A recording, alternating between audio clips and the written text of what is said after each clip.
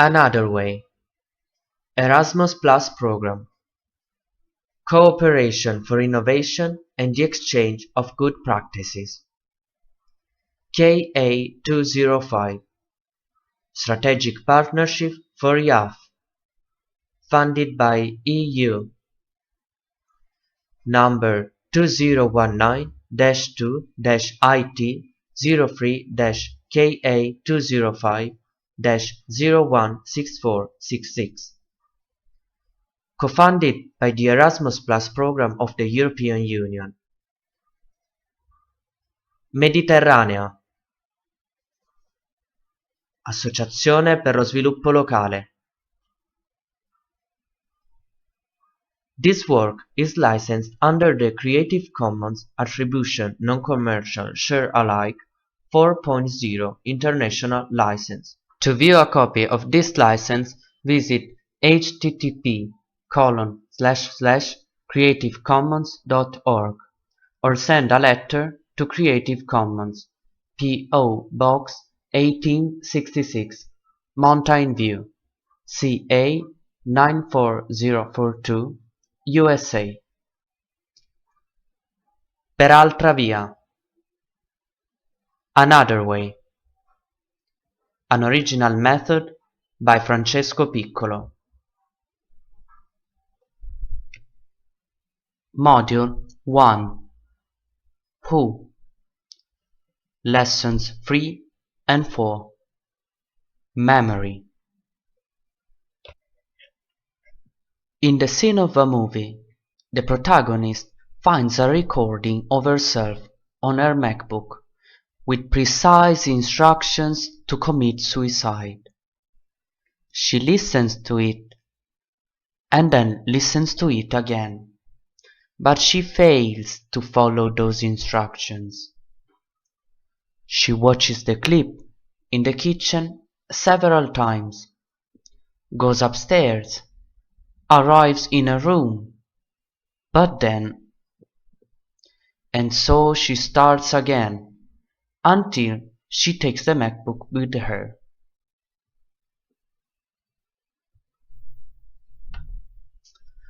Unless you have recognized the film I am talking about from the description, I think it is quite unlikely you can guess why those suicide instructions are given, and why they are being ignored.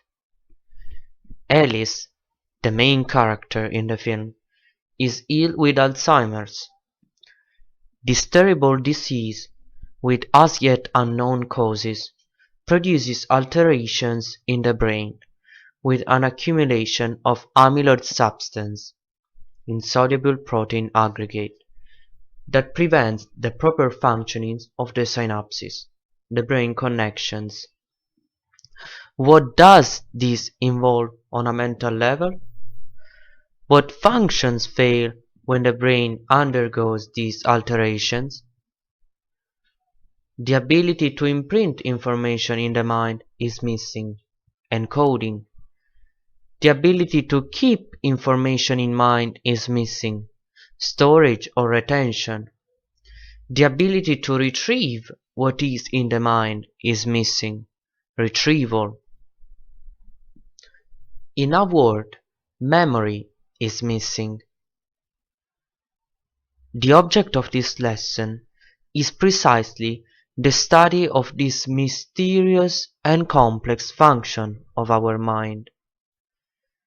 When we talk about memory in everyday life, we usually think about memories, childhood games, the stories of our grandparents, the face of those we kissed the first time.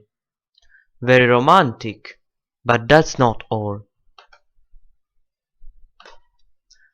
Dressing, reading, eating, counting, talking, orienting ourselves are all actions that require an expenditure of memory. The more we use it for our experiences, the more space we need to store the new incoming data. Yes, because the data, which arrive from the sense organs, reach, each in its own way, the brain, and more specifically, the area of the cortex.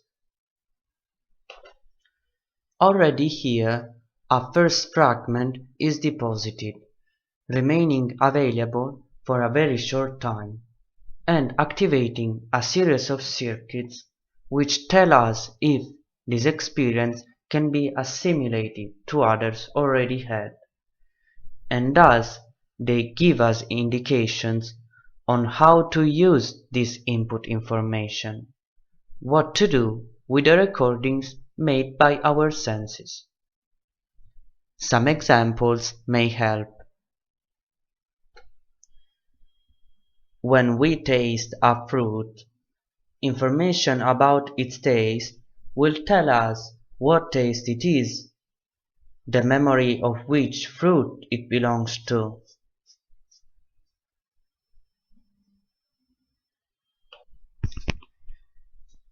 When we see a letter or a digit, such as 2, our eyes will launch a very fast message to the brain, and from there a series of circuits will be activated to retrieve the memory of what the teacher had taught us.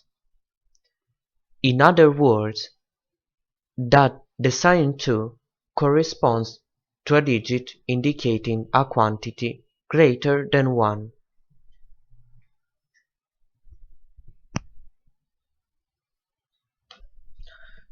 When we hear a persistent sound, we can identify its source, but if we don't remember that it is our alarm clock and why we have activated it, what use will it be that the ears have recorded the sound and transmitted it to the auditory cortex?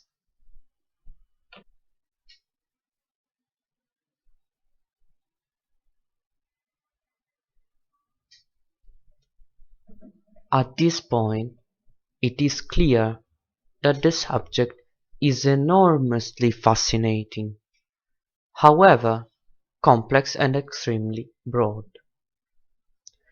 Here we will not discuss the various theories about memory. We will only go into the aspects most related to the object of our module, who. Whether by protein synthesis or electrophysiological modification, it is certain that an experience gives rise to a memory. But why are only some of us aware of it, while others pass automatically? The answer is simple: energy saving. Once a memory has formed, other information similar to the one stored in the archive is compared and assimilated, while new, different elements become new memories. Different operating models of memory functioning have been formulated. A multiplicity of studies in the field of neuroanatomy have tried to identify the exact location of our hard disk. In fact, the analogy with a PC is always valid. Just as in PCs, we have a hard disk for files and a RAM for running apps. So, in the brain, we look for a place where everything is stored, and another one that manages our apps. But these places have not yet been fully identified. We know there is a long-term memory where everything is catalogued and stored according to an uneven and identical criterion for all of us, but we don't know where it is. or rather, it seems to have more places. We know, for example, that the amygdala receives input from the large sensory information sorting center, the thalamus. These stimuli are immediately sifted, and, if considered dangerous, the amygdala launches an SOS, activating all the organs useful to protect the organism, even before the cortex, which has received the same information from the thalamus itself, can intervene. Basically, the amygdala takes care of our emotional memory. Together with the amygdala, the hippocampus, as pathological anatomy studies say, is home to another type of memory, linked to episodes.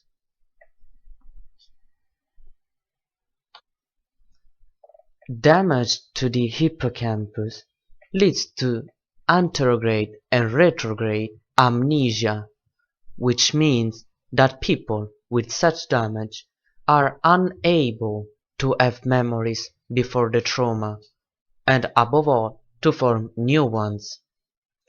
However, really old memories, a childhood recollection for example, seems to remain intact, but no one has discovered yet where they are stored.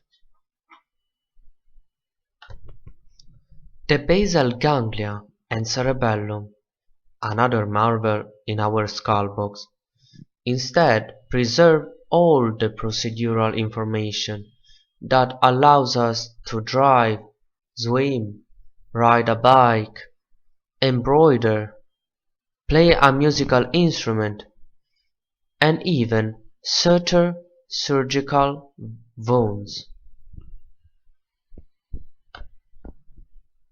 These are all actions we have acquired through experience, error and trial, and once ours, they will never be lost.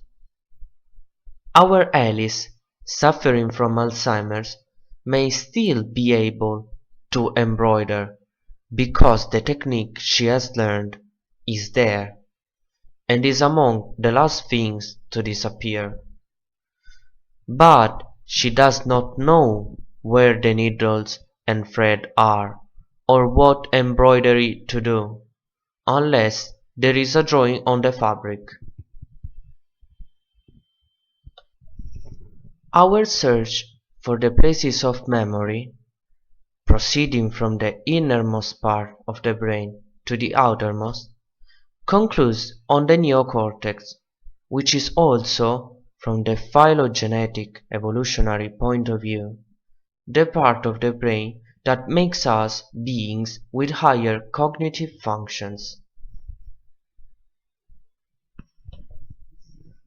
Only humans possess the ability to conceive, codify, share, and decode a system of sounds that indicates the object without touching it, that informs us about the quantity or quality of things outside the body, or even of things existing in our mind. Only humans have the faculty of language, understood as the mastery of one or more written or spoken languages. Only mankind possesses systems of calculation and uses codes so refined which require an immediate response, including a series of automated actions. Just think of the complex phono-articulatory system, or the calligraphic system. Speaking of the senses, we have seen that visual and auditory circuits are the richest in connections, and that is because they have a whole portion of memory dedicated to the reception of inputs related to language and communication in general. That of sight is called iconic memory, while that of hearing is called echoic memory. This does not exclude that there are forms of memory specific to the other senses, but unfortunately there are not as many studies on the subject that indicate their functioning and peculiarities.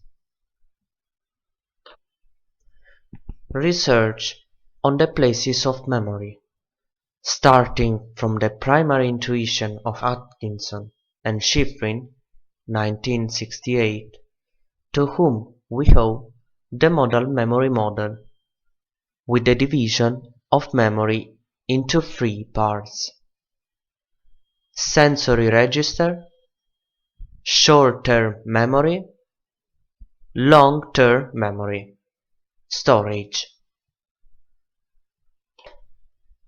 Was carried out in parallel to, or more often in conjunction with the functions of memory, its operational processes, the implications with other cognitive processes. First of all, learning. The Modal Model, Atkinson and Shiffrin. Input, sensory, information, store. Recode, short-term memory, STM. Rehearse, long-term memory, LTM.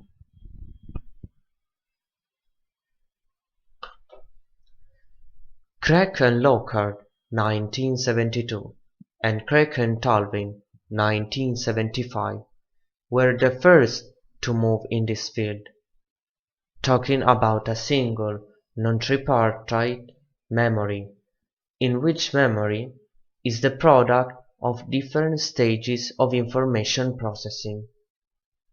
Therefore, for the authors there exists a central unit in which information is processed in three stages.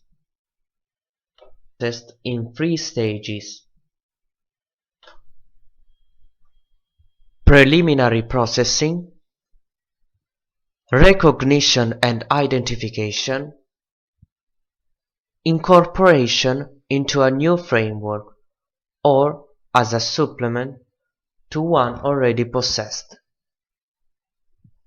The depth of processing is matched by the persistence of the information received.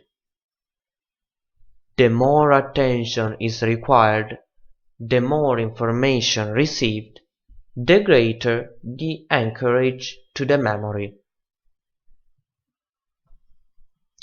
We do owe to Tulving the distinction between semantic memory, relative to signs and their meaning, and episodic memory, recalling the context of events and experiences in which we learned that particular sign.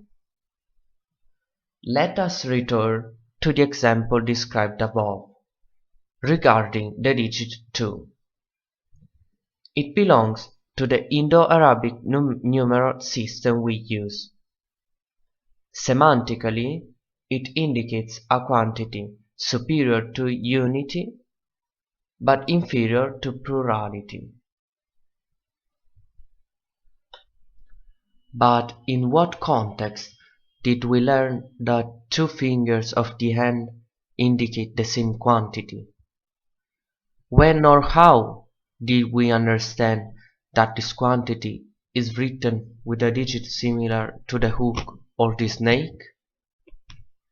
What else in our life is the number 2 connected to?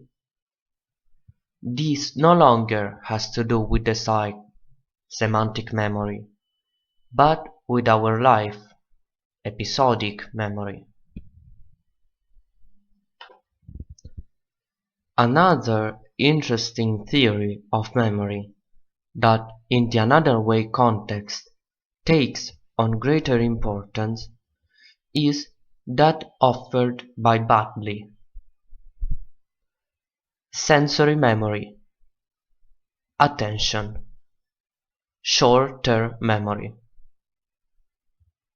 working memory, central executive, phonological loop, episodic buffer, visuospatial sketchpad, encoding, retrieval, long-term memory.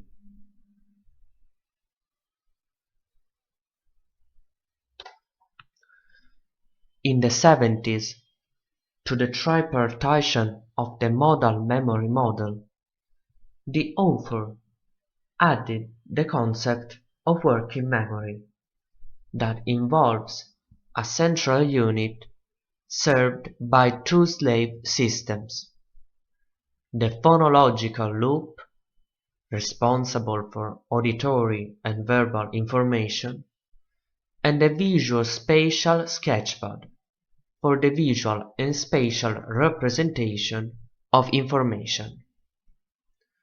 A third, episodic buffer system, added by the author in 2000, is the one I want to focus on. I report below what Bartley himself writes. The episodic buffer is assumed to be capable of storing information in a multi-dimensional code. It thus provides a temporary interface between the slave systems, the phonological loop and the visuospatial sketchpad, and LTM. It is assumed to be controlled by the central executive, which is responsible for binding information from a number of sources into coherent episodes. Such episodes are assumed to be retrievable consciously. The buffer serves as a modeling space that is separate from LTM, but which forms an important stage in long-term episodic learning. Bartley, 2000. Just as we have talked about multimodality and integration referring to perception, so the same concepts return to memory by placing the person at the center, the human individual who has a very complicated systems of functioning, all related to each other. The memory, moreover, also has a social dimension. With reference to the social dimension, there are two interesting aspects. In learning, the group dimension helps to retain and recover the learned notions. The quantity of things learned, therefore, grows for everyone thanks to the contribution of the memory of individuals. Another aspect is related to the mechanism of social oblivion, or, to put it in psychoanalytical terms, of repressed memory. The latter is a defensive mechanism that Freud hypothesizes to be at the basis of the non-recovery of unpleasant memories. In other words, it is a condition that can protect an individual from difficult situations.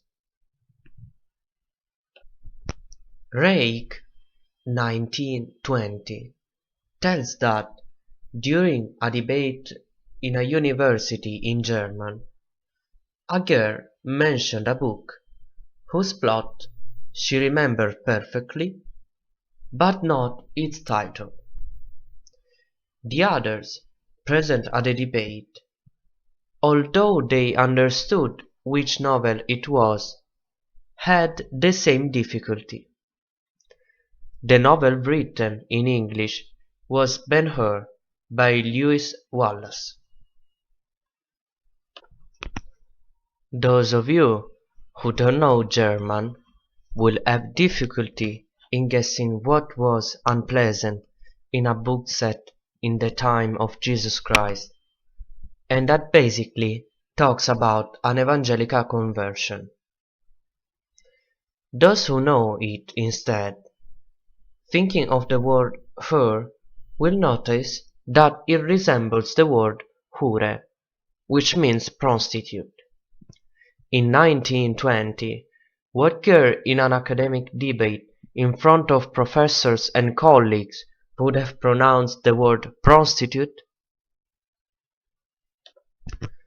And who among those colleagues would have remembered and uttered that unpleasant word in her place? Thanks to Rappaport, 1942, today we know that not all unpleasant memories are removed.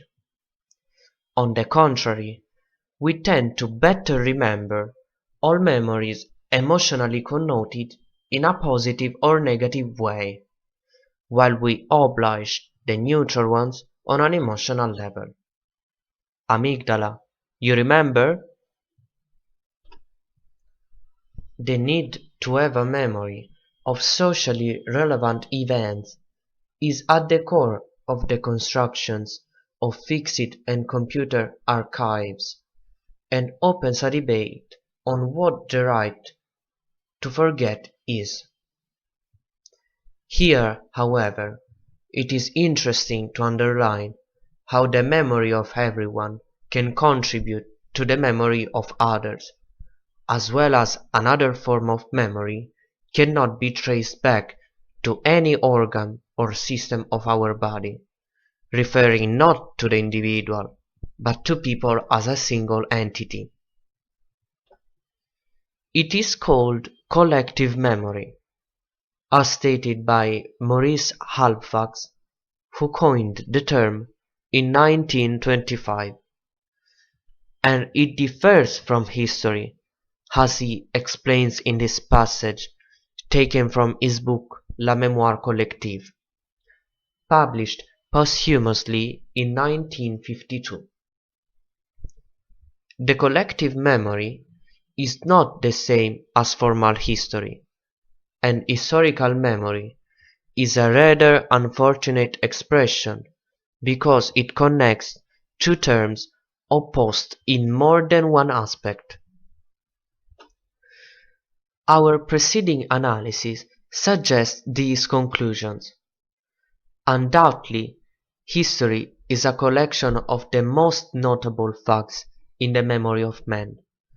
But past events, read about in books, and taught and learned in schools, are selected, combined, and evaluated in accord with necessities and rules not composed on the groups that had through time guarded them as a living trust. General history starts only when tradition ends and the social memory is fading or breaking up.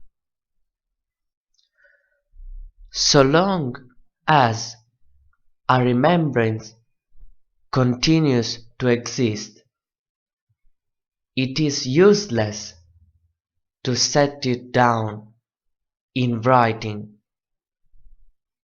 or otherwise fix it in memory. Likewise, the need to write the history of a period, a society, or even a person is only aroused when the subject is already too distant in the past to allow for the testimony of those who preserve some remembrance of it.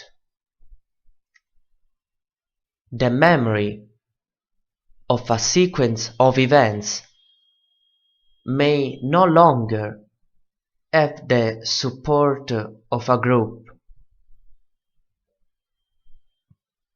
The memory of involvement in the events or of enduring their consequences,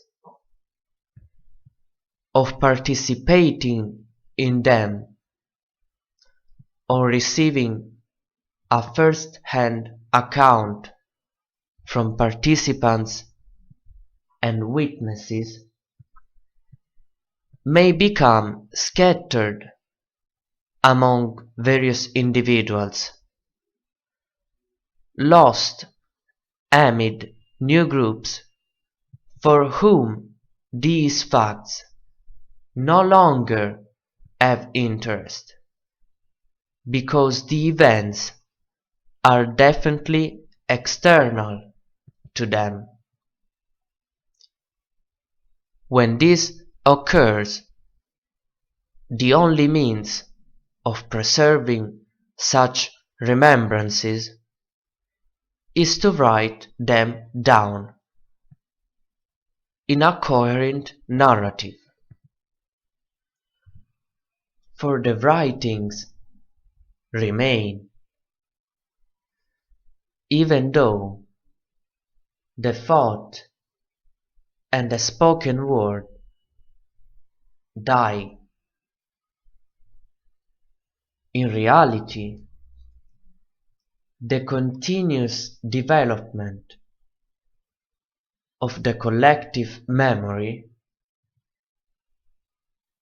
is marked not, as is history, by clearly etched demarcations, but only by irregular and uncertain boundaries. The present, understood as extending over a certain duration that is of interest to contemporary society, is not contrasted to the past in the way to neighboring historical periods are distinguished. Rather, the past no longer exists, whereas for the historian the two periods have equivalent reality.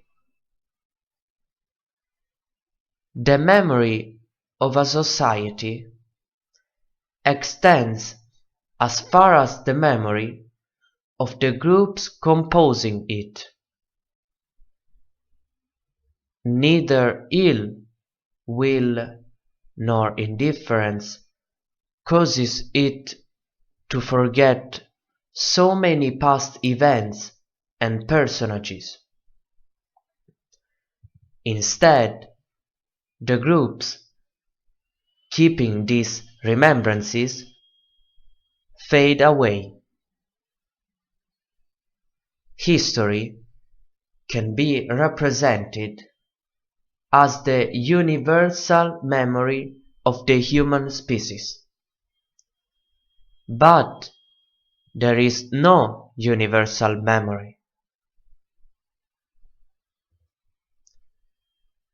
Every collective memory requires the support of a group delimited in space and time. The totality of past events can be put together in a single record only by separating them from the memory of the groups who preserved them, and by severing the bonds that held them close to the psychological life of the social milieu where they occurred, while retaining only the group's chronological and spatial outline of them.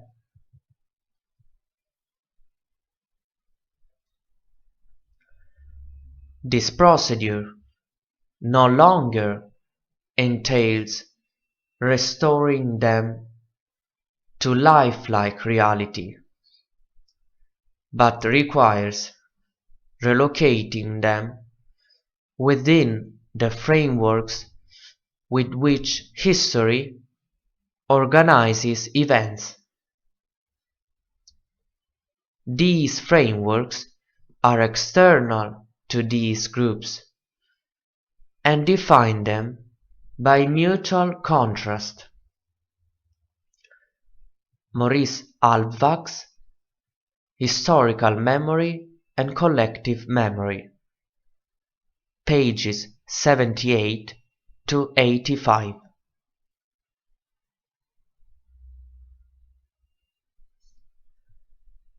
I would like to close this lesson as it began, by describing the scene from the film Still Alice. The protagonist, having failed her suicidal plan, is in front of a mirror with several faces. Her reflection disperses into this surface, and we understand that her identity has now become fragmented.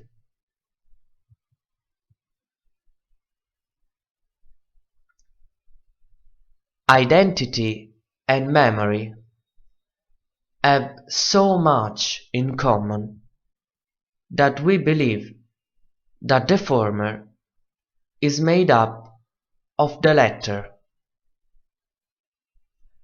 Actually, I think that memory, individual and collective, is the glue that holds all parts of us together. Without memory, our question who would have no answer.